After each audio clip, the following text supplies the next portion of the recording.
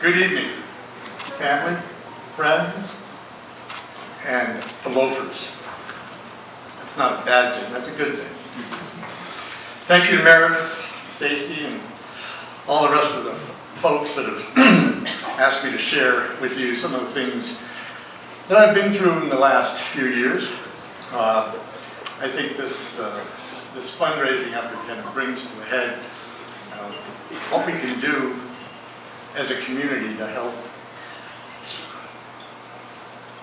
help to make it easier for others to go down a path that sometimes they don't really want to be going down. So instead of telling you about, that wasn't mine, so instead of telling you about my journey, I think it's probably more important to tell you some of the lessons that we have learned. When I say we, I think other cancer patients will mimic some of these vital life elements that you have got to embrace and listen to as you go through the journey. So the first of these vital life elements is time.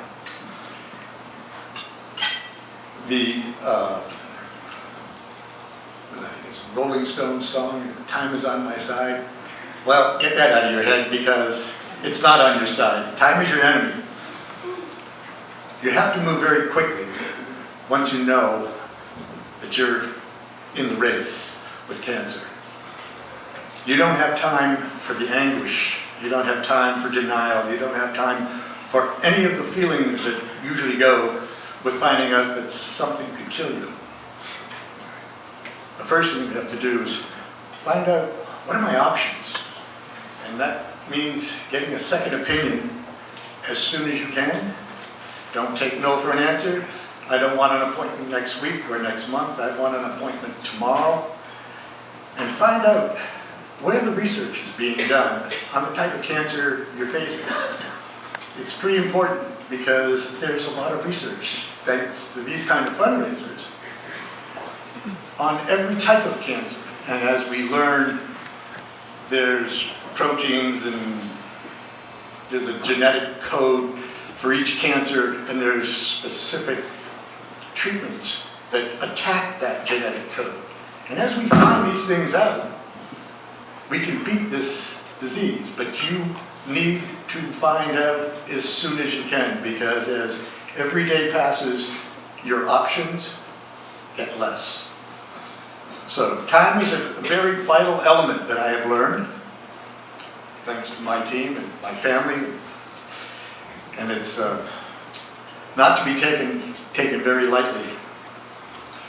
So that leaves us with the next vital element, which is control. You know, there's no one that knows how you feel and what you're thinking better than you. Not your doctor, not your wife, not your kids, it's you. And if you don't communicate that, let your team know. That team is your doctors and your family and your friends. Get that out there, because that's the only way you're going to be able to start addressing what it is that is trying to kill you. It's very important to stay in control of your life. It is your life. And passing that control to someone else is not going to do you any good. I've had a series of setbacks during this journey, and every time we get to one of those, seems like a brick wall, sitting down with the team, whether it be the oncologists or my oncology nurses or my family, we find that you can get around these things, but you got to communicate it and you have to take control of it. So controlling of your life becomes your life. You don't have time to put it off. It's not something you can say, I don't have time for, I've got to go to work or I've got to raise the kids. If you don't do it, and don't do it quickly, you won't have to worry about all those other things. You have to learn to ask questions and learn what kind of questions to ask. Questions like, what kind of medication are you putting me on? Is this chemo? Is this immunotherapy? What are we doing? What are the side effects going to be? What do I expect from this? And you have to be able to communicate that back to the members of the team that can help you deal with those things. Learn to keep records. My poor wife, who also faced cancer for the second time this year and has beat it, spends hours making notes of what drugs I have to take and how I feel and how I sleep and how much I go to the bathroom. It's very vital information for your team, your doctors and your nurses, to know what is going on. I know it sounds trivial. It's like, don't have to do that. I'll just go to see the doctor. But you never know when you're going to end up going to a research center and you're going to want, the research folks are going to want to see that kind of information. So keeping a log, keeping records of what you're going through and what you're taking and what are the side effects and how are they affecting you. The third, and probably one of the most important life element, is attitude. A positive attitude is so important to fighting this disease. It turns on all the right parts of your body and mind to fight things that would otherwise just take over. You have to have an internal passion for life, which kind of gets us to sort of get over the serious stuff here in a second. And as Meredith said, I think I said to her the other day when we were talking, that one of the things that helps you have a positive attitude is having a passion for life. Having so much zest that you want to get out there, no matter how bad you feel, no matter how sick you have been all night long, you still want to get out there. And even if I just get an hour or two of turns on Sugar Loaf, that's worth it. It's a passion to live. It's a zest for life. And you need to find that in yourself.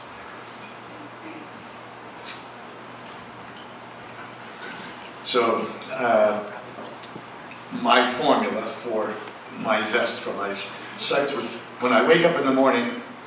Luckily, I wake up in the morning and I tell myself, I'm going to have a great day and I'm going to make everybody I see have a great day. Remember, even after you're gone, you're not going to feel the pain, but your family and your loved ones are. Give them something positive to remember you by. And every day that you survive with cancer should be lived like it was going to be your last. Enjoy it. Live life fully. Boy, it's a lesson. It's a 2x4 on the side of the head when you're 67 to find out, oh shit, I should have been doing this a lot more often. Should have skied more.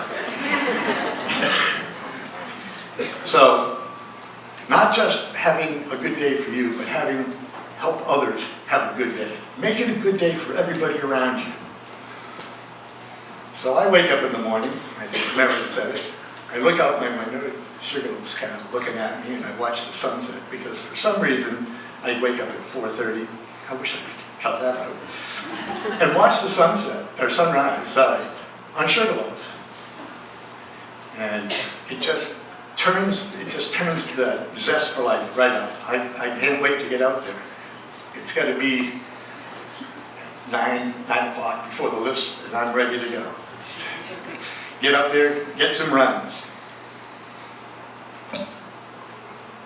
Sugar Loaf's a pretty spectacular place, and it holds a lot of very special spots when you stand at the top of Timberline Lift, and you look out over and you can see Mount Washington and Katahdin and Someday Bigger and all sorts of other wonderful And you can just see forever. What a great spot. Or you ski down through Bubblecuffer Glade, and it's so hidden, and it's such a wonderful spot. You get in there, and it's like, boy, this is what skiing is about. Or you get over into Powder Keg, or you get down into Lower Bubblecuffer, and you look up, and it's like, you know, well, it's like right here. It's a really special spot, and there's so many special spots on this mountain. I find myself stopping and just smelling the roses a lot more than I ever used to. And people that ski with me know that I never used to slow down a whole lot and smell the roses. It was just going to get 50,000 vertical feet out of this and go like hell. Even my friends on patrol know me for that. So told you I didn't practice a whole lot. So some of the other things that Sugarloaf does for us is give us a community with friends and acquaintances, people that we only see here, and we get together here like as if we've been old friends. God, it's getting to be like we've been old friends for a whole lot of years. and my wife was an ambassador years ago, and we get together with all these older ambassadors. Even though some of them are getting too old to ski, they still come up and we still get together and talk about the old times and laugh at ourselves. It's a special part of Sugarloaf for us.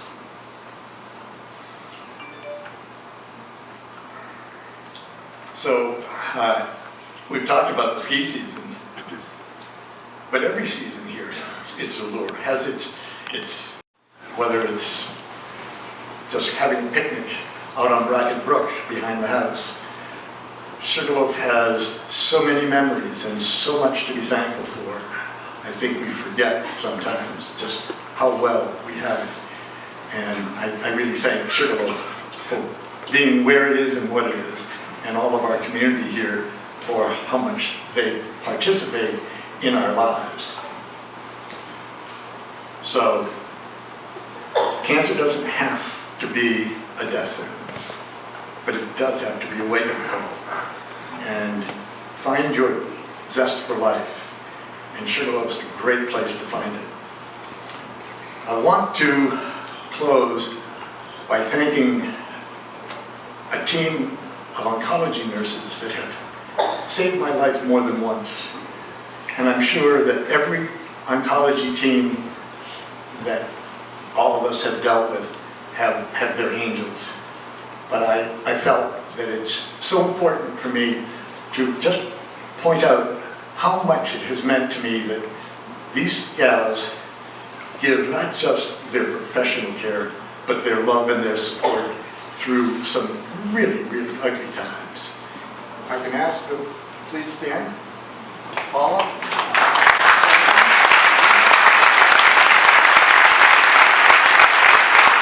Thank you so much. It means so much to me to be able to thank them.